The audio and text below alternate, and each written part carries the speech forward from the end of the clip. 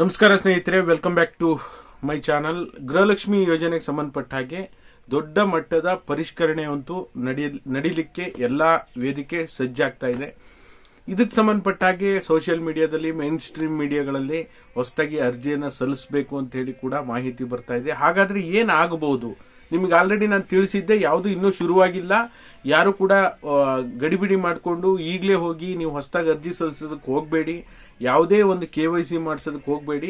ಶುರುವಾಗಿಲ್ಲ, weight ಮಾಡಿ ಅಂತ ಹೇಳಿದ್ದೆ. ಈಗ ಯಾವ ರೀತಿಯಾಗಿ ವೆರಿಫಿಕೇಶನ್ ಆಗ್ಬೋದು, ಯಾವ ರೀತಿಯಾಗಿ ಕ್ರಮ ತಗೊಳ್ಬಹುದು, ಯಾವ ರೀತಿಯಾಗಿ ಪರಿಷ್ಕರಣೆ ಆಗಬಹುದು ಅನ್ನೋದನ್ನ ಈ ವಿಡಿಯೋದಲ್ಲಿ ತಿಳಿಸ್ಕೊಡುವಂತ ಕೆಲಸ ಮಾಡ್ತೀನಿ. ಈ ಕ್ಷಣದವರೆಗೆ ಯಾವ ರೀತಿ ಬೆಳವಣಿಗೆಗಳು ಆಗ್ತಾ ಇದಾವೆ, ಸರ್ಕಾರ ಏನ್ ನಿಲುವು ತಗೊಳ್ಳೋ ಅಂತ ಚಿಂತನೆ ನಡೆಸ್ತಾ ಇದೆ ಅನ್ನೋದ್ರ ಬಗ್ಗೆ ಕಂಪ್ಲೀಟ್ ಡೀಟೇಲ್ ಇನ್ಫಾರ್ಮೇಶನ್ ಈ ವಿಡಿಯೋದಲ್ಲಿ ತಿಳಿಸ್ಕೊಡ್ತೀನಿ.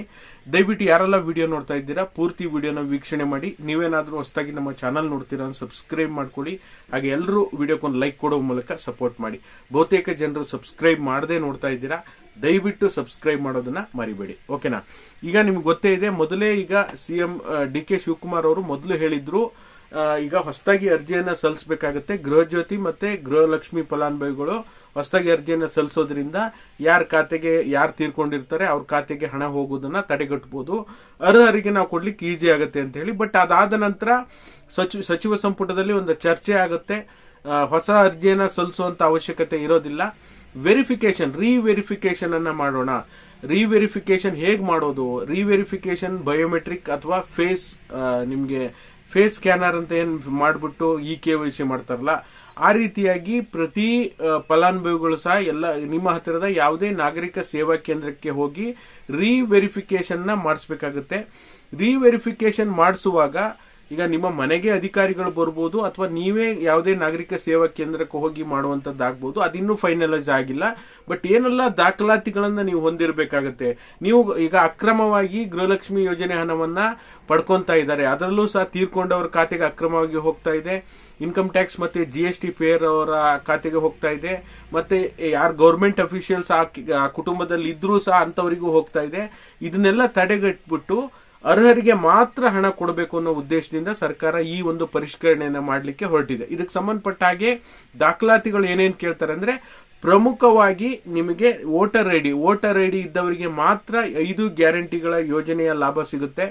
ವೋಟರ್ ಐಡಿ ಇಲ್ಲ ಅಂದ್ರೆ ಸಿಗೋದಿಲ್ಲ ಅಂತಾನೆ ಕಡ್ಡಾಯವಾಗಿ. ಅದರಲ್ಲೂ ಸಹ SIR ಗೆ ಸಪೋರ್ಟ್ ಮಾಡುವಂತವರಿಗೆ ಮಾತ್ರ SIR ಗೆ ಸಪೋರ್ಟ್ ಮಾಡಬೇಕು. ವೋಟರ್ ಲಿಸ್ಟ್ ನಲ್ಲಿ ನಿಮ್ಮ ಹೆಸರಿದ್ರೆ ಮಾತ್ರ ನಿಮಗೆ ಗ್ಯಾರಂಟಿ ಲಾಭ ಸಿಗುತ್ತೆ ಅಂತ ಹೇಳಿ ಕೂಡ CM ಇದ್ರ ಬಗ್ಗೆ ಮಾಹಿತಿಯನ್ನ ಕೊಟ್ಟಿದ್ದಾರೆ. ಓಕೆನಾ? ವೋಟರ್ ಐಡಿ ನೀವು ಇಟ್ಕೊಂಡಿರ್ಬೇಕಾಗುತ್ತೆ, ಆಧಾರ್ ಕಾರ್ಡ್ ಇಟ್ಕೊಂಡಿರ್ಬೇಕಾಗುತ್ತೆ. ನೀವು ಕರ್ನಾಟಕದಲ್ಲೇ ಇರುವಂತ ಯಾವುದಾದ್ರೂ ಒಂದು ಬ್ಯಾಂಕ್ ಖಾತೆಯ ಪಾಸ್ಬುಕ್ ಅನ್ನು ಇಟ್ಕೊಂಡಿರ್ಬೇಕಾಗುತ್ತೆ. ಬ್ಯಾಂಕ್ ಖಾತೆ ವಿವರಗಳು, ಓಕೆನಾ? ಅದ್ರಲ್ಲಿ ನಿಮ್ಗೆ IFSC ಕೋಡ್ ಇರಬಹುದು, ಬ್ಯಾಂಕಿನ ಒಂದು ಅಡ್ರೆಸ್ ಇರಬಹುದು, ಬ್ಯಾಂಕ್ ಅಕೌಂಟ್ ನಂಬರ್ ಇರಬಹುದು. ಇವೆಲ್ಲ ಡೀಟೇಲ್ಸ್ ಗಳಿರುವಂತಹ ಬ್ಯಾಂಕ್ ಪಾಸ್ಬುಕ್ ಅನ್ನು ಇಟ್ಕೊಂಡಿರ್ಬೇಕಾಗುತ್ತೆ. ಮತ್ತೆ ಇನ್ಕಮ್ ಕ್ಯಾಶ್ ಸರ್ಟಿಫಿಕೇಟ್ ಕೂಡ ಮೆನ್ಷನ್ ಮಾಡಿದ್ರು. ಅದಕ್ಕೀಗ ಇನ್ಕಮ್ ಕ್ಯಾಶ್ ಸರ್ಟಿಫಿಕೇಟ್ ಅಥವಾ ಸೆಲ್ಫ್ ಡಿಕ್ಲರೇಷನ್ ಅವರೇ ಅದನ್ನ ಮೆನ್ಷನ್ ಮಾಡಿಕೊಂಡು ಫಾರಂ ನಲ್ಲಿ ಇನ್ಫಾರ್ಮೇಶನ್ ತೆಗೆದುಕೊಳ್ಳುವಂತ ಸಾಧ್ಯತೆ ಇರುತ್ತೆ. ಇಷ್ಟು ದಾಖಲಾತಿಗಳನ್ನ ನೀವು ಇಟ್ಕೊಂಡಿರ್ಬೇಕಾಗುತ್ತೆ. ಮತ್ತೆ ಎಲ್ಲಾ ಫಲಾನುಭವಿಗಳನ್ನ ಮತ್ತೊಮ್ಮೆ ರೀವೆರಿಫಿಕೇಶನ್ ಮಾಡಿಬಿಟ್ಟು ಅದಾದ ನಂತರ ಒಂದಿಷ್ಟು ಜನರನ್ನ ಫಿಲ್ಟರ್ ಮಾಡಿ ಯಾರಿಗೆ ಅರ್ಹತೆ ಇದೆ ಅವರಿಗೆ ಮಾತ್ರ ಗೃಹಲಕ್ಷ್ಮಿ ಹಣ ಕೊಡಬೇಕು ಅನ್ನೋದು ಸರ್ಕಾರದ ಉದ್ದೇಶ ಆಗಿದೆ. ಓಕೆ? ಹಾಗಾಗಿ ನೀವು ಈ ದಾಖಲಾತಿಗಳನ್ನ ರೆಡಿ ಮಾಡಿ ಇಟ್ಕೊಳ್ಳಿ. ಸದ್ಯಕ್ಕೆ ನೀವು ಈಗ ಆಯ್ತಪ್ಪ, ನಂದೆಲ್ಲಾ ಡಾಕ್ಯುಮೆಂಟ್ ಸರಿ ಇದೆ, ಈಗಲೇ ಹೋಗ್ಬಿಟ್ಟು ಗ್ರಾಮವನ್ನು, ಕರ್ನಾಟಕವನ್ನು, ಬೆಂಗಳೂರನ್ನು ಅಥವಾ ಯಾವುದೇ ಒಂದು ನಾಗರಿಕ ಸೇವಾ ಕೇಂದ್ರಕ್ಕೆ ಹೋಗಿ ರೀವೆರಿಫಿಕೇಶನ್ ಮಾಡಿಸ್ಬಿಡ್ತೀನಿ ಅಂತ ಮಾಡೋದಕ್ಕೆ ಹೋಗಬೇಡಿ. ಅಧಿಕೃತವಾಗಿ ನಿಮ್ಗೆ ಇನ್ನೂ ಗೈಡ್ಲೈನ್ಸ್ ಗಳನ್ನ ಬಿಟ್ಟಿಲ್ಲ. ಓಕೆ? ಇದಕ್ಕೆ ಸಂಬಂಧಪಟ್ಟ ಹಾಗೆ ಏನೇನ್ ಬೇಕು ದಾಖಲಾತಿಗಳು, ಮತ್ತೆ ಏನೇನ್ ಮಾಡಿಸ್ಬೇಕು, ಎಲ್ಲಿಗೆ ಹೋಗ್ಬೇಕು, ಏನು ಕೂಡ ಗೈಡ್ಲೈನ್ಸ್ ಬಿಟ್ಟಿಲ್ಲ. ಸದ್ಯಕ್ಕೆ ಈ ರೀತಿ ಮಾಡುವಂತ ಚಿಂತನೆ ಸರ್ಕಾರ ಮಾಡ್ತಾ ಇದೆ. ಖಂಡಿತವಾಗ್ಲೂ ಇದು ಒಳ್ಳೆ ಬೆಳವಣಿಗೆ. ಆದರೆ ಆದಷ್ಟು ಬೇಗ ಮಾಡಿಬಿಟ್ಟು ಬಾಕಿ ಇರುವಂತ ಕಂತುಗಳನ್ನ ಆದಷ್ಟು ಸರ್ಕಾರ ಬೇಗ ರಿಲೀಸ್ ಮಾಡಿದ್ರೆ ಒಳ್ಳೇದು ಅನ್ನೋದು ನನ್ನ ಅಭಿಪ್ರಾಯ. ಓಕೆನಾ?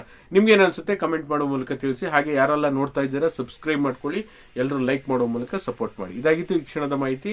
ವಿಡಿಯೋ ನೋಡಿರುವಂತ ನಿಮ್ಮೆಲ್ಲರಿಗೂ ಧನ್ಯವಾದಗಳು. Thank you all. Thank you so much.